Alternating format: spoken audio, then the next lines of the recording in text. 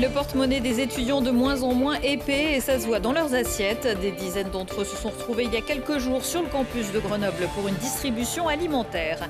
La Galicière, une ancienne usine de filature de soie iséroise, avait failli tomber en ruine à la fin des années 90. Finalement rénovée par des passionnés, elle se visite notamment à l'occasion des Journées du patrimoine. Et puis transition numérique et transition écologique, une impossible équation. Après une conférence à Sciences Po Grenoble, le mathématicien Cédric Villani viendra nous en parler à la fin de ce JT. Bonsoir à toutes et à tous, ravi de vous retrouver dans ce JT du jeudi 19 septembre 2024, du lundi au vendredi à partir de 18h, l'essentiel de l'actualité du Grand Grenoble.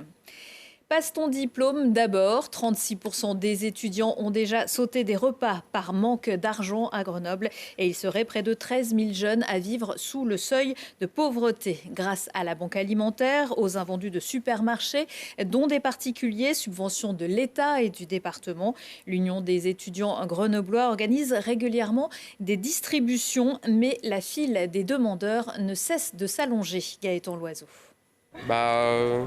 Il y a des pâtes, du lait, du détachant, des conserves et du thon. Venir aux distributions alimentaires est presque devenu obligatoire pour beaucoup d'étudiants. Sur le campus de Saint-Martin-d'Air, ils sont plusieurs centaines à venir récupérer des produits de première nécessité.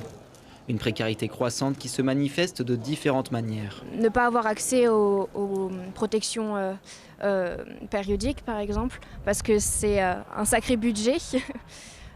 C'est compter à chaque fois qu'on va dans des magasins pour être sûr qu'on va avoir de l'argent pour payer le loyer en fin de mois. C'est sauter des repas le matin ou le soir. Je risque sûrement de travailler à côté pour justement subvenir à mes besoins financiers. Mais je pense que ça risque de devenir nécessaire pour beaucoup d'étudiants qui n'ont pas forcément le temps de travailler à côté. Mais comme moi, un étudiant étranger, je ne suis pas boursier, mais il y a une difficulté, par exemple financière, il y a une difficulté pour trouver un travail. Un constat alarmant pour la secrétaire générale de l'association Union étudiante qui organise la distribution. La précarité étudiante n'a pas disparu, même si elle est beaucoup moins visible. Au contraire, elle est croissante. Je pense que la file d'aujourd'hui le montre. On a eu une première distribution samedi où on a accueilli 350 étudiants, ce qui est un record pour nous pour ces dernières années. Retard de bourse, augmentation des loyers ou encore hausse des prix de l'alimentaire. En 7 ans, l'Union étudiante chiffre la perte de pouvoir d'achat annuelle à 2 650 €. Pourtant, des solutions existent. L'année dernière, par exemple, nous avions fait une proposition de loi pour permettre aux moins de 25 ans d'avoir le droit au RSA et sur l'augmentation des bourses. La gratuité de l'inscription universitaire ou le salaire universel sont des pistes envisagées pour enrayer cette précarisation des jeunes. En attendant, les étudiants grenoblois devront se contenter de l'aide des associations locales. Et à Grenoble, il existe aussi la plateforme solidaire de parrainage d'étudiants précaires, un cabas pour un étudiant. Et la banque alimentaire de l'Isère s'apprête à lancer une épicerie sociale pour étudiants. Y a-t-il un exhibitionniste sur le territoire qui s'en prendrait aux fillettes? En tout cas, 2 situations similaires ont été constatées ces derniers jours, des plaintes déposées et des enquêtes ouvertes. D'abord mardi soir dans un vestiaire du gymnase Guy Maisonnat de Pont-de-Clé où un homme s'est introduit pour montrer des vidéos pornographiques et son anatomie à 3 enfants de 8 ans avant de quitter les lieux. Même chose mercredi soir dans les toilettes du gymnase Guy Bollès de Crolles devant 2 fillettes de 7 ans cette fois. Arrivées sur les lieux à vélo, l'inconnu aurait prétexté à l'accueil vouloir remplir sa gourde. Les jeunes victimes ont été entendues par une cellule spécialisée. Cher à Cédric Villani, mon invité du jour, les araignées ne sont pas les seules reines du tissage. L'ancienne fabrique de soie, la Galicière, à Châtes, près de Saint-Marcelin, vous ouvre ses portes samedi et dimanche après-midi à l'occasion des Journées du patrimoine. Depuis plus de 15 ans, les amis de la Galicière tentent de faire revivre l'une des plus importantes usines de moulinage de la deuxième moitié du 19e siècle en Isère. La mission patrimoine s'est aussi laissée prendre dans sa toile puisque le loto leur a attribué en 2023 230 000 € d'aide. Cléa Dubray. Imaginez des travailleuses par dizaines et des écheveaux de soie qui s'empilent par centaines, mais de fil en aiguille, la Galicière est devenue bien silencieuse. Cela n'empêche pas ses récents propriétaires de redonner vie à cette usine de fabrique de la soie. Alors, la Galicière est un ensemble industriel qui date de la fin du XVIIIe siècle, qui a la particularité d'avoir présent sur un même site toute la production du fil de soie. de la magnanerie, en passant par la filature et en finissant par le moulinage, qui est l'opération de torsion du fil. C'est un site exceptionnel du fait que ces machines, qui datent de la fin du XVIIIe, donc en pleine Révolution française, sont encore présentes aujourd'hui. Elles n'ont été ni changées ni modernisées et elles sont encore là, visibles sous vos yeux. Mais en janvier 2023, une partie de la toiture de la filature s'est effondrée. Un incident qui a poussé Nadia et Jean-Pascal Crouzet à candidater au loto du patrimoine.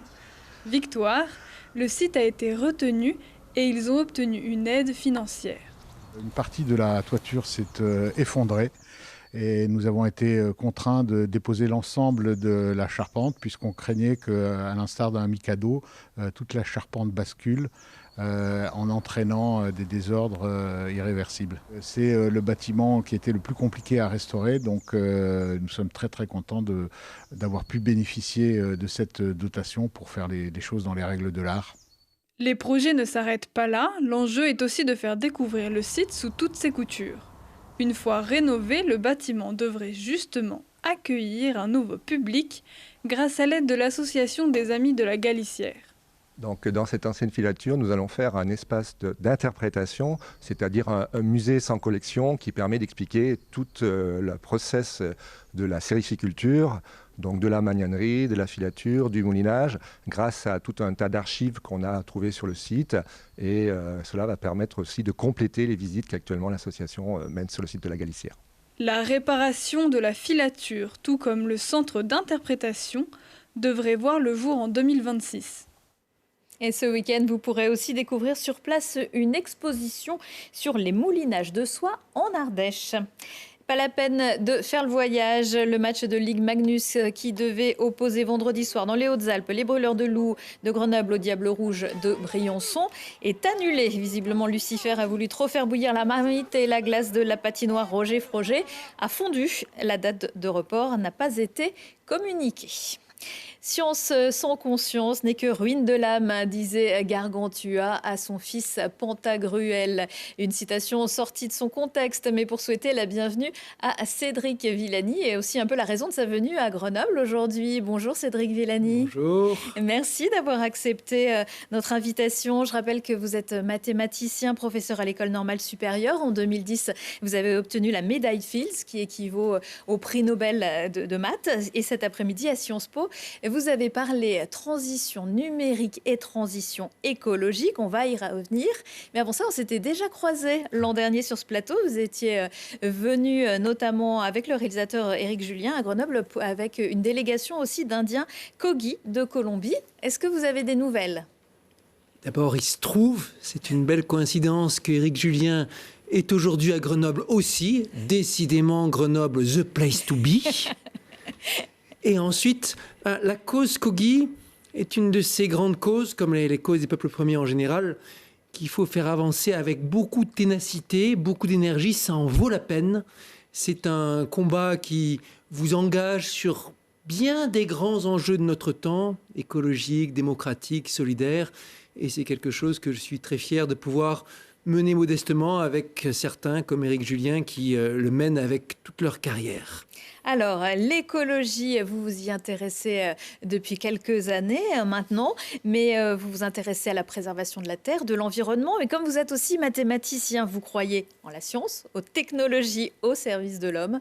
Transition écologique et transition numérique, ennemie ou alliée, c'était donc le thème de cette conférence à Sciences Po cet après-midi, avec devant un public venu nombreux, comme on dit. Il y a eu des découvertes extraordinaires ces dernières années. Les ordinateurs sont de plus en plus performants, l'intelligence artificielle peut nous rendre de sérieux services. Le problème, c'est que tout ça, ça demande beaucoup d'énergie. Et il n'y a pas que de l'énergie. Alors, avant de venir sur ce thème, je préciserai que c'était un plaisir d'être ici, non seulement à Grenoble, mais aussi à Sciences Po Grenoble, un de ces instituts dans lesquels nos jeunes apprennent à réfléchir et à s'engager, et c'était bien le lieu. Et puis j'y venais en ami avec certaines des personnes de l'équipe universitaire. Mon collègue Simon Persicot, qui comme moi siège au conseil de surveillance de la Fondation de l'écologie politique, était à la manœuvre pour m'inviter. Voilà, Simon Persicot qu'on retrouve souvent sur ce plateau lors des élections. Il nous donne un petit peu de temps. Les bonnes personnes, je vois. Alors, ce sur quoi j'insisterai, et j'ai pris une position tranchée et suscitant le débat dès le début en disant transition numérique, ami ou ennemi de la transition écologique, et ma position était que dans le contexte actuel, c'était un ennemi de la transition écologique. Et même pour vous? En tant que transition, elle est un ennemi. Ça ne veut pas dire que pour moi, elle est un ennemi. Et je sais à quel point la transition numérique a changé, et dans bien des cas en meilleur, le métier de mathématicien, par exemple dans de meilleures communications, meilleur partage d'informations. Pour autant, à l'échelle de la société, pour des raisons politiques, aujourd'hui, elle agit plus au détriment de la transition écologique que dans son intérêt. Et d'abord, avec ce constat simple par lequel j'ouvrais la conférence, que la transition numérique, elle a lieu, tout le monde le voit, tout le monde le sait, et dans la pratique, dans toutes les entreprises, elle est là, alors que la transition écologique, c'est même débattu. Il y a bien des acteurs qui vous disent, chiffres à l'appui, que la transition écologique à l'échelle mondiale n'a pas commencé. On le trouve dans l'analyse des dossiers soumis à l'autorité environnementale, ou dans les statistiques d'utilisation des énergies fossiles, ou dans les travaux de Jean-Baptiste Fressoz. Aujourd'hui, nous vivons encore en 2024 à l'ère du charbon. On n'a jamais extrait autant de charbon que maintenant, et c'est le moteur énergétique numéro 1. Charbon, pétrole, gaz, ça reste de très loin la majorité de ce qui fait tourner le monde, et c'est un drame. Et l'une des raisons pour lesquelles la transition numérique vient en opposition à la transition écologique, évidemment, il y a la consommation énergétique que vous évoquiez ou les consommations de matériaux, mais bien d'autres raisons encore, par exemple le budget. Le monde dépense aujourd'hui des milliers de milliards à travers le monde, des milliers de milliards pour la transition numérique. Et on est très loin du compte pour la transition écologique. Et on dépense en gros, à l'échelle mondiale, peut-être 10 fois plus pour la transition numérique que pour la transition écologique. Ça devrait être le contraire.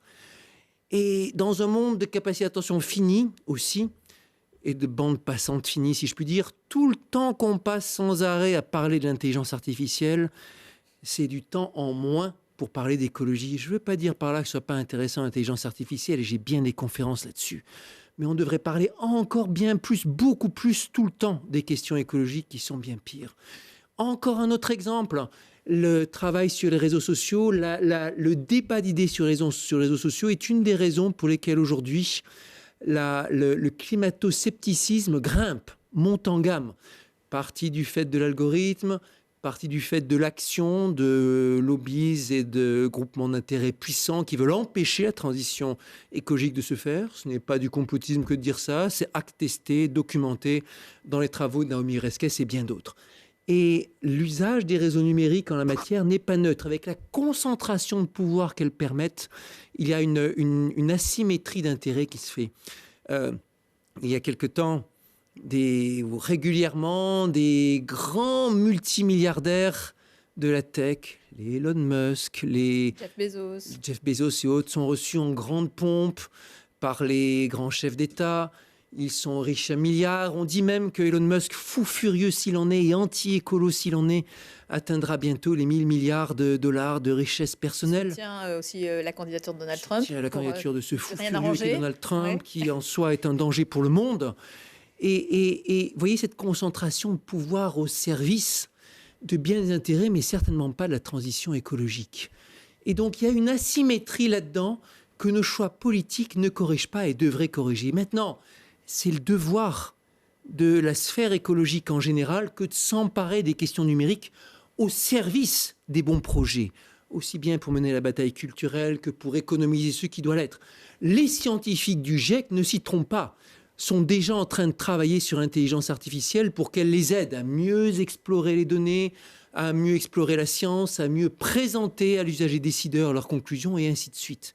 Un allié, certes, des bons projets, mais dans un monde où aujourd'hui il y a bien plus de mauvais projets que de bons projets, je parle en tant que trajectoire écologique vertueuse, la transition numérique, si on ne fait rien, se met spontanément bien plus au service des mauvais projets que des bons projets. Mais il ne faut pas arrêter d'innover, c'est peut-être les besoins qu'il faut revoir, plus de sobriété.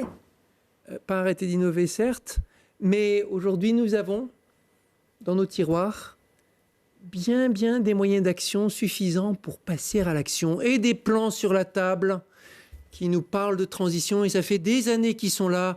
Il y a les différents plans dérivés du GIEC, mais les travaux d'un laboratoire d'idées que je cite souvent, en particulier sur le modèle agricole, l'IDRI, les travaux d'un grand groupe de réflexion décentralisée comme le Shift Project, les travaux de tel et tel, depuis longtemps, sont là sur la table, s'améliorent d'année en année.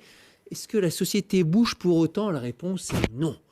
Est-ce que nous progressons en matière de pollution? La réponse est non. Il suffit de voir l'action gouvernementale en matière de pesticides. Est-ce que nous progressons sur les questions d'utilisation du pétrole? Si tel était le cas, la France aurait dû depuis longtemps revoir sa politique en matière d'hydrocarbures et Total devrait depuis longtemps être engagé dans un plan de décroissance de sa production et surtout ne pas continuer les plans criminels comme ceux de ICOP et autres d'exploitation de grands gisements en Afrique. Là, on parle pour la France, mais vous évoquiez tout à l'heure le charbon. Je crois que Total a une action internationale importante. Internationale, voilà, mais c'est une entreprise française qui paye ses impôts en France ou pas, c'est une autre question. Mais vous parliez des mines de charbon qui ont été relancées aussi un temps en France, mais c'est surtout la Chine et l'Inde. On ne peut rien faire si eux décident de rien faire. Vous savez, le monde entier en ce moment est en train de se renvoyer la balle. Certes, l'Europe en général est un territoire avec des politiques écologiques plus ambitieuses que la moyenne, c'est certain. Et le Green Deal, qui était l'un des fers de lance d'Ursula von der Leyen dans le dernier mandat, était une étape importante. Le plan très ambitieux, de la Commission européenne.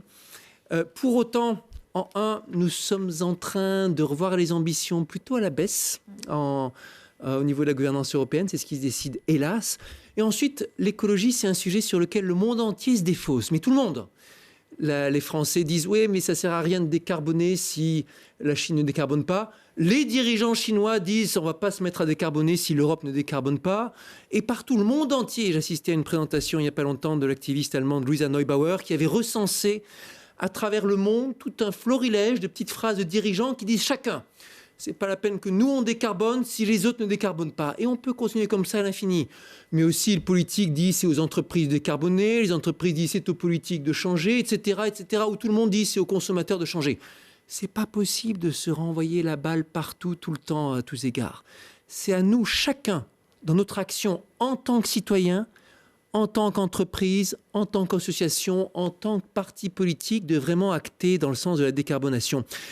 La plupart des partis politiques aujourd'hui n'ont pas l'objectif de décarbonation dans leur programme. Et les 3/4 des votes des Français aux dernières élections présidentielles sont portés sur des candidats de partis dont les programmes sont incompatibles avec les accords de Paris. Les progrès à faire sont donc considérables en France comme ailleurs. Une dernière petite question, mais je crois que je connais la réponse. Est-ce que Michel Barnier vous a appelé pour devenir ministre de l'Environnement? Michel Barnier ne m'a pas appelé, mais je pense que la configuration actuelle, telle que ça se décide en termes de gouvernement et de parti, n'est pas favorable à ce que je participe à quoi que ce soit. Je faisais partie de ceux qui espéraient résolument et ardemment que Lucie Castet soit désignée Premier ministre, comme les règles habituelles de la démocratie l'auraient imposé dans la plupart des pays démocratiques à travers le monde. Merci beaucoup Cédric Villani d'être venu nous rendre visite et peut-être avec plaisir à l'année prochaine. L'année prochaine avec plaisir. On se quitte en musique avec LMZG, anciennement l'Amuse-Gueule, un show électronique cuivré et club au programme de la soirée anniversaire des 90 ans du téléphérique de Grenoble à la Bastille. Ce sera vendredi soir, les animations débuteront dès 17h30 et même à 16h si vous aussi vous fêtez vos 90 ans cette année. Excellente soirée à tous. Trois coups de volant, je suis arrivé.